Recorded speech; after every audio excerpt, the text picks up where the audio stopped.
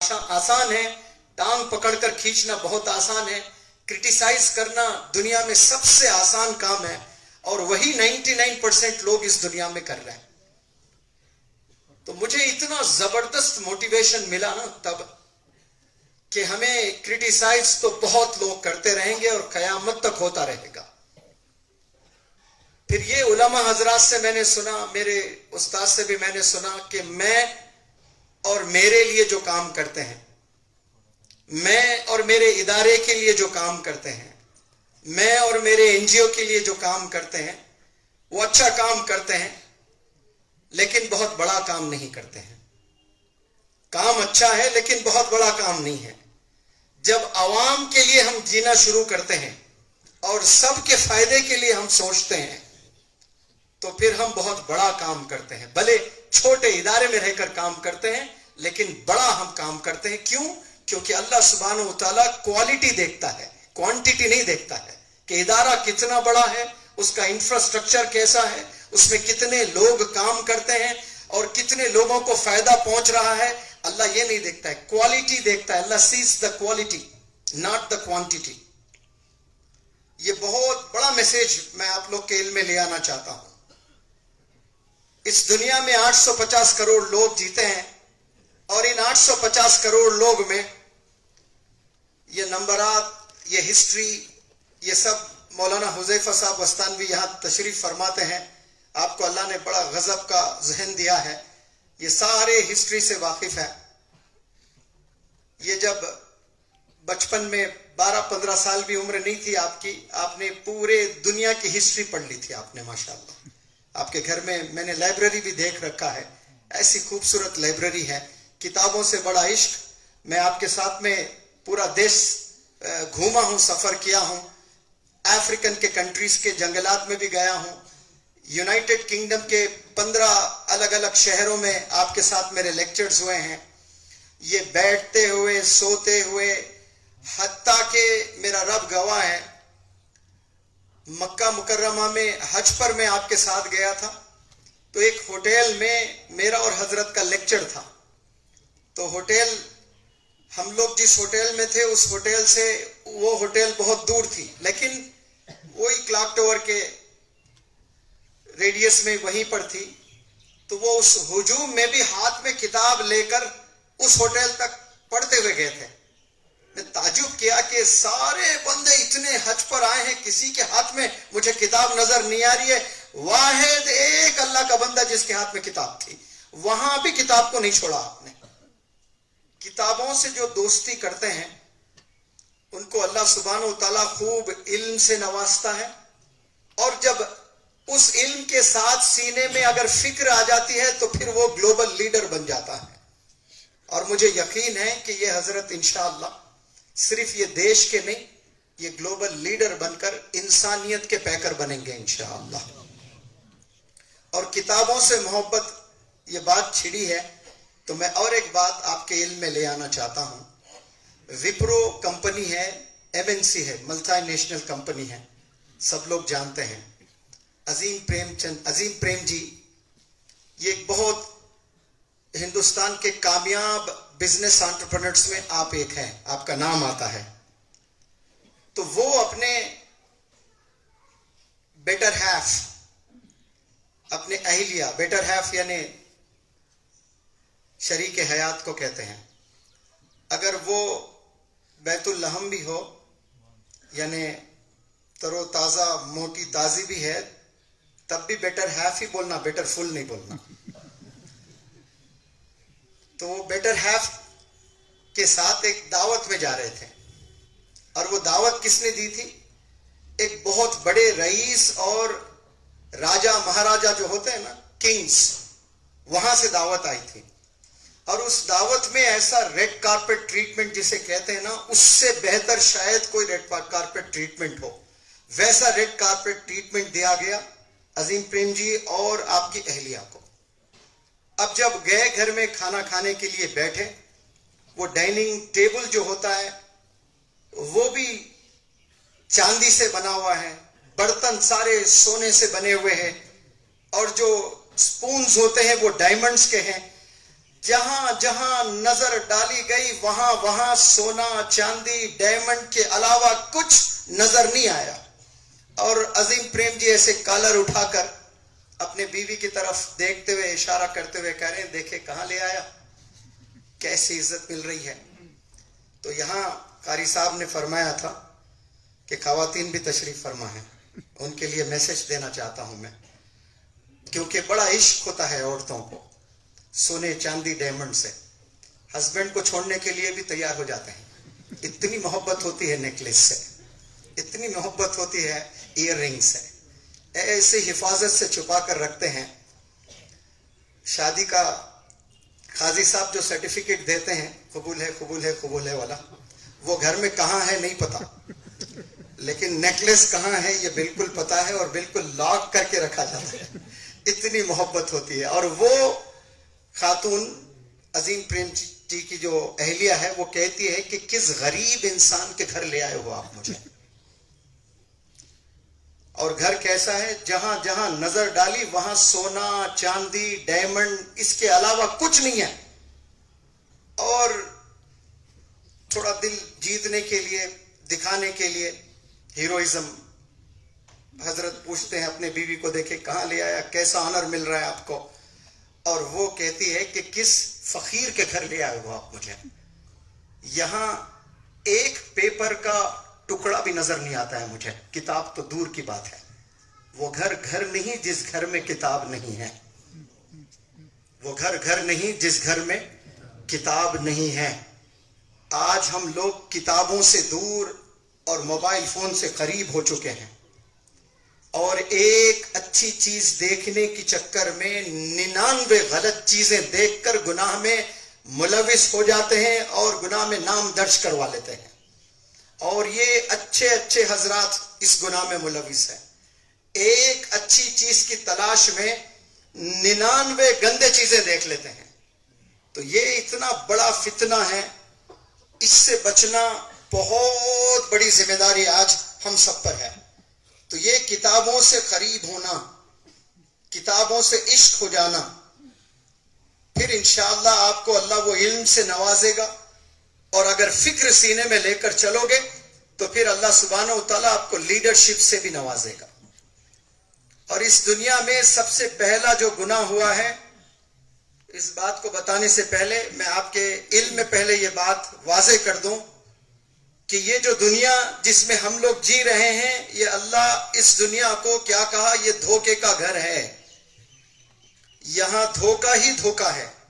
آپ کسی سے وفا چاہتے ہو تو پھر آپ غلط فہمی میں ہو. آپ انسانوں سے وفا چاہتے ہو تو آپ غلط فہمی میں ہیں. وفا آپ کو انسانوں سے نہیں ملے گا, وفا آپ کو اللہ سے ملے گا, انصاف آپ کو اللہ سبحانہ و تعالیٰ سے ملے گا. آپ کتنا بھی اچھا کام کر بیٹھیں, آپ ایکسپیکٹ نہیں کر سکتے کہ یہ بندہ میرے ساتھ فیور کرے گا کیونکہ میں نے اس کے ساتھ فیور کیا, کیونکہ یہ دھوکے کا گھر ہے. اور آدم علیہ السلام تشریف فرمائے, آپ کو اپنی اہلیہ ملی ہے, اس کے بعد آپ کے بچے ہوئے, اور جب بچے ہوا کرتے تھے تو ٹوینز کی شکل میں ہوا کرتے تھے, ایک لڑکا اور ایک لڑکی. اور پھر بعد میں سیکنڈ ڈیلیوری ہوئی تب بھی ایک لڑکا ایک لڑکی. تو پھر کراس میرج ہوتا تھا کہ پہلی ڈیلیوری میں جو لڑکا لڑکی ہے وہ شادی نہیں کر سکتے, وہ بھائی بہن. حالانکہ دوسری ڈیلیوری میں بھی جو لڑکے ہوئے ہیں بھائی بہن, وہ آپس میں شادی نہیں کر سکتے. لیکن جو پہلی ڈیلیوری ہوئی لڑکی ہوئی, جو دوسری ڈیلیوری میں لڑکا ہوا, وہ دونوں شادی کر سکتے. ویسے شادیاں ہوتی تھی کیونکہ شروعات کا تھا نا زمانہ, وہ شادی تو کرنی تھی. اب وہاں شیاطین کا انوالومنٹ ہو جاتا ہے, اور آپس میں جو ایک ڈیلیوری میں بھائی بہن پیدا ہوئے نا, اسے عشق ہو جاتا ہے کہ میں شادی کروں گا تو اس سے ہی کروں گا, اور وہ لڑکی سے نہیں کروں گا جو پہلی ڈیلیوری سے ہوئی. وہاں پر پہلا قتل ہوتا ہے, وہ پہلا گناہ ہوتا ہے, پہلا قتل ہوتا ہے وہاں پر. اور وہاں سے لے کر روز قیامت تک بہت سے گناہ ہونے والے ہیں. اور ان تمام بہت سے گناہوں میں میں سمجھتا ہوں غلطیوں میں ہم انسان دو بہت بڑے غلطی کر بیٹھتے ہیں.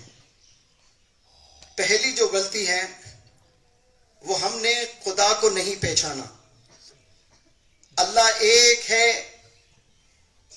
اس کو میں نہیں سمجھتا کہ خدا کو پہچاننا ہے. خدا کو پہچاننے کا مطلب خدا کی عظمت کو بھی پہچاننا, خدا کی برکت کو بھی پہچاننا, خدا کی عظمت کو بھی پہچاننا, خدا کی رحمت کو بھی پہچاننا, اور سب سے بڑی بات خدا کی آزمائشوں سے کو بھی پہچاننا بہت ضروری ہے. جب ہمیں آزمایا جاتا ہے تو ہم ڈپریشن میں چلے جاتے ہیں, ہم مایوس ہو جاتے ہیں. جب چیزیں فیور میں آتی ہے تو ہم بڑے خوش ہو جاتے ہیں. اسی لیے علماء حضرات بار بار اپنے بیانوں میں فرماتے ہیں کہ جنت کے ہیں دو سواری, صبر اور شکر گزاری. اور صبر کب کیا جاتا ہے؟ جب کوئی چیز آپ چاہتے ہو اور وہ چیز آپ کو نہیں ملتی ہے, اور جب کوئی چیز آپ ایکسپیکٹ کرتے ہو اور وہ آپ کو نہیں ملتا ہے, تب آپ نے صبر کرنا ہے. اور صبر ایک بہترین کوالٹی ہے آپ صلی اللہ علیہ وسلم کی, اور وہ آج ہم میں نہیں ہے. وہ صبر ہم میں نہیں دکھتا ہے, بالخصوص نوجوانوں میں نہیں دکھتا ہے. والدین سے جھگڑا کرتے ہیں, والدین سے اونچی آواز میں بات کرتے ہیں, والدین سے حتیٰ کہ ہاتھ اٹھاتے ہیں اپنے والدین پر, اور جنہیں اللہ نے کچھ دیا ہے وہ شکر گزار نہیں ہے. تو یہ دو کوالٹیز کا ہونا بے حد ضروری ہے, ایک صبر اور دوسرا شکر گزار ہونا, یہ بہت ضروری ہے. اور یہ جو مشن لے کر مولانا حذیفہ صاحب وستانوی اور آپ کے ابا حضور کے قیادت میں چل رہا ہے, اس کے تحت میں کچھ آپ کے علم میں روشنی ڈالنا چاہتا ہوں. بڑے غور سے آپ سنیں. جو ابھی میں نے کہا جو پہلا گناہ ہوا ہے وہ کس بات کو لے کر ہوا ہے؟ لڑکی کو لے کر. اس لیے کہتے ہیں بڑا فتنہ ہے, بچے رہنا ہے. لڑکی کو لے کر سب سے پہلا, جس سے سلطنتیں بگڑ گئی ہیں, بڑی بڑی سلطنتیں گر گئی ہیں ایک لڑکی کے خاطر. اب آپ امیجن کریں کہ اس دنیا کی سب سے خوبصورت لڑکی, اس سے زیادہ خوبصورت لڑکی اس جہاں میں اس وقت نہیں ہے, اور اس لڑکی کے لیے سلطنتیں گر جا رہی ہیں, پاگل ہو جا رہے ہیں لوگ, ملٹی ملینئرز آ جا رہے ہیں کہ یہ لڑکی سے میں شادی کرنا چاہتا ہوں. اب ویسی خوبصورت لڑکی تصور کی دنیا میں آپ آ کر سوچیں, وہ آ کر آپ کو ایک لو لیٹر دیتی ہے. تو وہ لو لیٹر دینے کے بعد آپ تو پھر پگلا جاؤ گے کہ ایسی خوبصورت لڑکی اس جہاں میں نہیں ہے, اور پورے دنیا کے رئیس لوگ پاگل ہیں اس لڑکی کے پیچھے, اور وہ لڑکی آ کر ایک کامن نوجوان بچے کو ایک لو لیٹر دیتی ہے.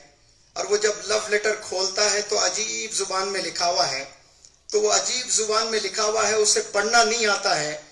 تو کیا وہ نوجوان اگر آپ ہے تو کیا اس لیٹر کو آپ پھاڑ دو گے یا کچھ اور مزید قدم اٹھاؤ گے؟ ظاہر سی بات ہے اس میں میجورٹی آف دا ینگسٹرز کیا کریں گے؟ اپنے ٹیچر کے پاس جائیں گے, دکھائیں گے کہ یہ دیکھیے اس میں کیا لکھا ہوا ہے. ٹیچر بھی فیل. پھر یونیورسٹی جائے گا, یونیورسٹیز کے پروفیسرز کو دکھائے گا, وہ بھی فیل. پھر ایمبیسیز میں جائے گا, گھومے گا, پوری دنیا کے چکر لگا دے گا وہ کہ یہ کون سی زبان میں لکھا ہے, یہ کیا بولنا چاہتی ہے مجھ سے. اور وہ لیٹر دی غائب ہو گئی ہے, پھر مل نہیں رہی ہے. آپ پگلا گئے ہو. کیوں؟ دنیا کی سب سے خوبصورت لڑکی جس پر دنیا فدا, وہ آپ پر فدا, اور وہ کچھ کہنا چاہتی ہے آپ سے, اور اس زبان کو کوئی نہیں سمجھ سکتا ہے. لیکن آپ ہر ممکن کوشش کرو گے, ہر ٹیچر, ہر لیکچرر, ہر پروفیسر, ہر کنٹری, ہر ایمبیسی آفس پہ آپ جاؤ گے اور پوچھتے رہو گے کہ بتاؤ اس لیٹر میں کیا لکھا ہوا ہے. آپ کو جواب نہیں ملے گا. لیکن آپ نے کوشش کتنی کی؟ ہر ممکن کوشش کی ہے. کیوں؟ کیونکہ وہ لڑکی آپ کو بس چاہتی ہے, وہ لو لیٹر لکھی ہے. اب آپ امیجن کرو, جو 70 ماؤں سے زیادہ چاہنے والا رب میرا آپ کا اللہ سبحانہ و تعالی, آپ نے بھی, اللہ نے بھی ایک لیٹر لکھا ہے جس کو میں لو لیٹر ہی کہتا ہوں. اور وہ ہے قرآن. انسانوں کو چاہتا ہے اللہ سبحانہ و تعالیٰ, بے پناہ چاہتا ہے, تصور کر نہیں سکتے اتنا چاہتا ہے. میں تو ایک عالم دین سے سنا تھا کہ 70 جو اس زمانے میں انفینٹی کو کہا جاتا تھا, یعنی اس وقت میں زیادہ لوگ پڑھے لکھے نہیں ہوتے تھے, 70 نمبر کو بہت ایک بلین کی طرح ٹریٹ کیا جاتا تھا, تو 70 بتایا گیا. ورنہ اللہ کی محبت پہ کاما فل سٹاپ نہیں ہے. اللہ بے پناہ چاہتا ہے, اور اللہ نے ایک لیٹر لکھا ہے, لو لیٹر, جس کا نام قرآن مجید, قرآن شریف ہے. اور وہ آج حضرت نے بتایا ایک بہت بڑا طبقہ آج محروم ہے اس مقدس کتاب سے.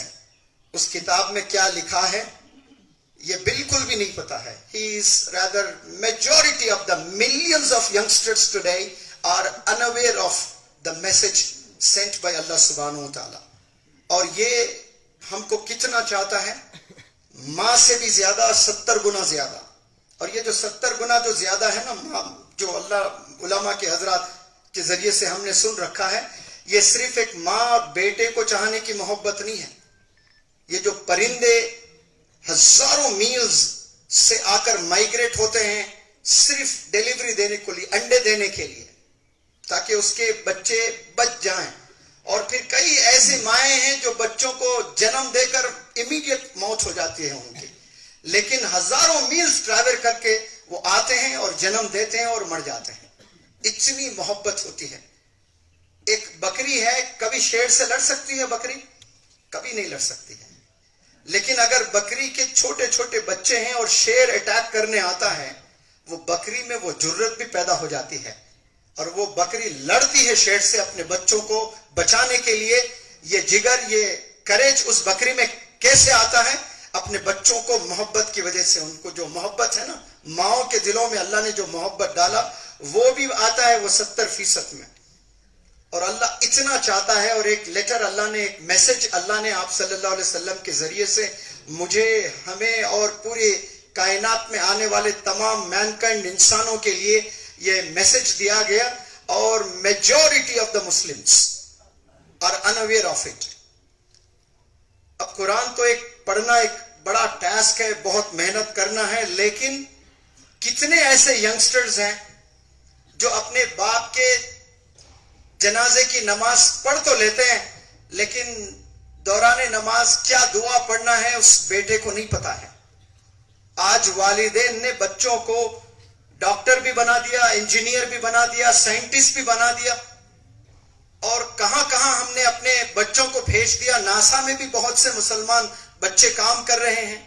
چاند پر کوئی ابھی ابھی گئے ہیں چاند پر, اس میں بھی اتر پردیش کا ایک نوجوان مسلمان بندہ گیا ہے یا بندی گئی ہے. کہاں کہاں ہم نے نوجوانوں کو بھیج دیا ہے. ریناؤنڈ ڈاکٹرز ہم نے بنائے, پروفیسرز ہم نے بنائے.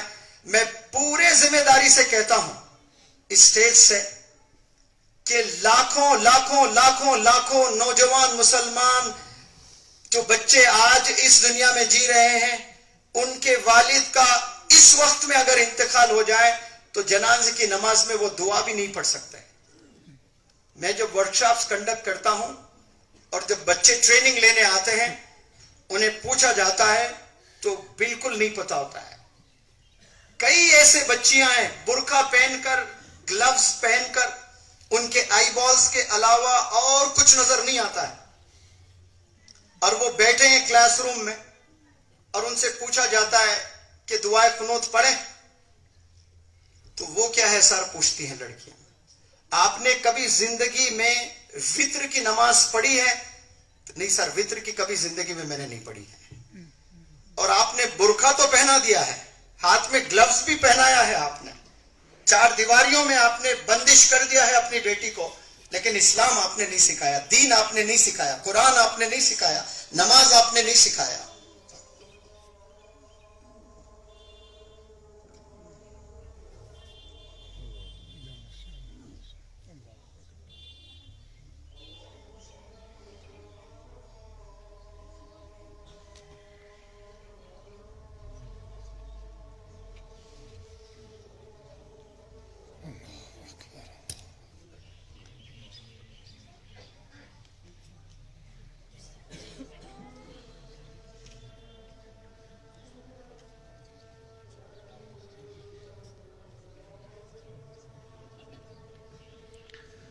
أشهد أن لا إله إلا الله.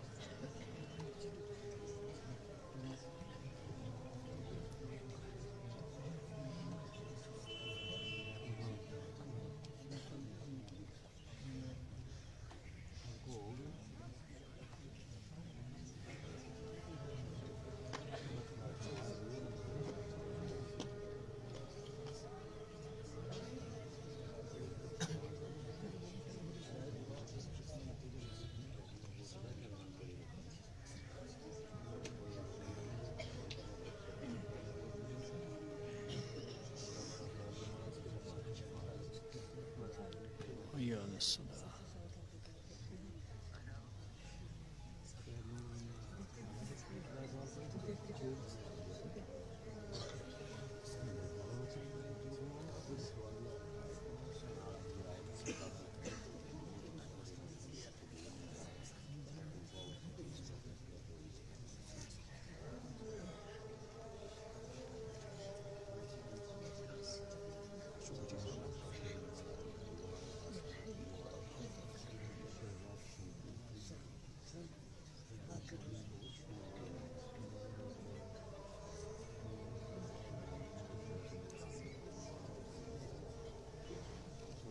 الله أكبر الله أكبر.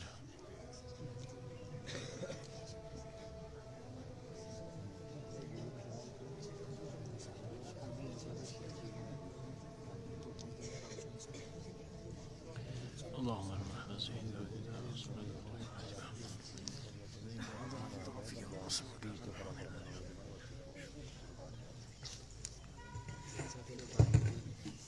جی پھر کبھی میرا ادھر آنا ہوا تو میں بہت تفصیلی لیکچرز دوں گا انشاءاللہ. ابھی چونکہ رات بڑی دن چھوٹا ہے، پھر عصر کی نماز، پھر امیڈیٹ مغرب کی نماز ہوتی ہے. بہرحال میں دونوں تک پہنچنے کی کوشش کیا. ینگسٹرز اور لڑکیوں کی طرف بھی میں نے اشارہ کیا، بتایا کہ آپ لوگ کا وقت کتابوں میں ہونا چاہیے. جو لڑکیاں اپنا پیسہ کاسمیٹکس سنورنے میں، صورت کو بنانے میں ٹائم اور پیسہ انویسٹ کرتی ہیں، وہ تمام لڑکیوں سے میں اپیل کرتا ہوں کہ وہی ٹائم، وہی انرجی آپ اپنے سیرت کو سنوارنے میں لگائیں، تو پھر انشاءاللہ آپ کو کامیابی یہاں بھی ملے گی اور روز قیامت میں بھی ملے گی. اور ینگسٹرز کو میں بتانے کی کوشش کر رہا تھا کہ ایک خوبصورت لڑکی کے لو لیٹر سے آپ پگلا جاتے ہو تو اللہ سبحانہ و تعالیٰ نے بھی ایک لو لیٹر لکھا ہے، اس کو کبھی پکڑو، چھوؤ، کھولو. اور علماء حضرات کے خدمات میں رہ کر اس قرآن مجید کے بڑی خوبصورت آیتیں ہیں، وہ سمجھنے کی ہم اگر کوشش کرتے ہیں انشاءاللہ تو ہم گناہوں سے بچیں گے. اور بہت سے ایسی گناہیں ہیں، اس کے علاوہ غلطیاں بھی ہم لوگ کرتے ہیں. اور ینگسٹرز بالخصوص میں میسیج دینا چاہتا ہوں اس پلیٹ فارم سے. مجھے یہاں آئے ہوئے 2 دن ہوئے ہیں، اور 2 دن میں میں کچھ حضرات سے ملاقات کیا، اور مجھے یہ پتہ چلا ہے کہ جموں اینڈ کشمیر میں قریب 100 کروڑ لوگ رہتے ہیں.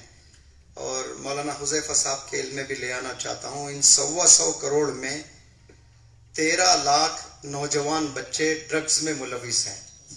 اور یہ 13 لاکھ بہت کم وقت میں آپ کو کوئی آرٹیکل میں دکھ جائے گا کہ 25 لاکھ ہو چکے ہیں.